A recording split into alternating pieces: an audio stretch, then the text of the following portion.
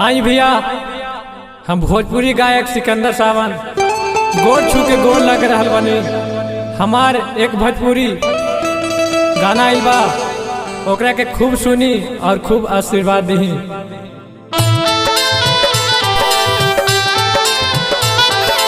सागर recording studio मरहा गोरखपुर गया।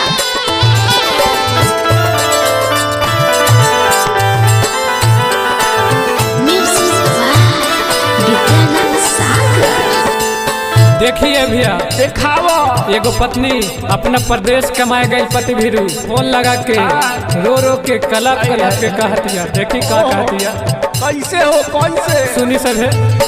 गौआ जाके बहरा लूटेला, जाके बहरा लूटेला लहार राजबू चुमा महंगा तार छोटका देवार राजबू चुमा महंगा तार छोटका देवार राजबू। क्या बात है, महंगा तार छोटका देवार राजबू। गौआ जाके बहरा लूटेला, जाके बहरा लूटेला लहार राजबू चुमा महंगा तार छोटका देवार राजबू चुमा महंगा तार छोटका देवार राजबू चुमा महंगा तार छोटका देवार राजबू।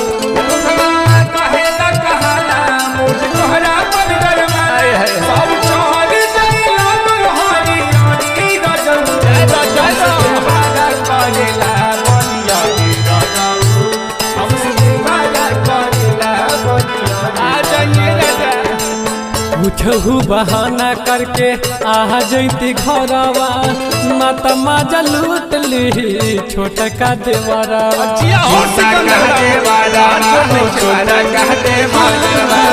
कुछहू बहाना करके आ जैती घरवा ना त मजा लूट ली छोटका देवरवा। हरदम घुसल रहे घर के, घुसल रहे घर के भीतर राजबू चुमा महंगा तार छोटका देवार राजबू चुमा महंगा तार छोटका देवार राजबू। बड़ा गजन हरे महंगा तार छोटका देवार राजबू। अरे तब तोरा तब धारे लागी बाजा, अरे तब तोरा तब धारे लागी बाजा। छोड़ सब काम राजा घरे जल्दी आजा, छोड़ सब काम राजा घरे जल्दी आजा।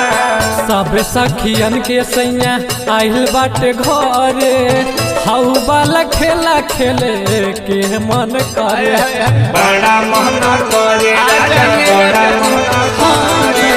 सब सखियन के सैया आइल बाटे घरे हाउ वाला खेला खेले के मन कर। नहीं होते बड़े हमसे, होते बड़े हमसे सवार राजबू चुमा महंगा तार छोटका देवार राजबू चुमा महंगा तार छोटका देवार राजबू चुमा महंगा तार छोटका देवार। आ जाइए राजा देर न लगाई जल्दी घरे आई, हाल हमर बेहाल हो राजा।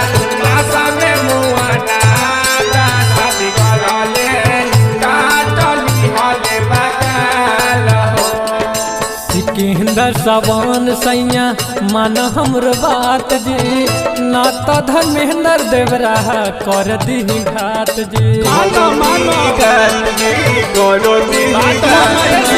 सिकंदर सावन सैया मन हमरा बात जी ना तो धर्मेंद्र देवरा कर दी घात। लोरा कर दी सुइए में, कर दी सुइए में पार राजबू महंगा तार छोटका देवार राजबू चुमा महंगा तार छोटका देवार राजबू चुमा महंगा तार छोटका देवार राजबू। आ जाइए बाबू, हम बुरा होके नहीं हो रहा।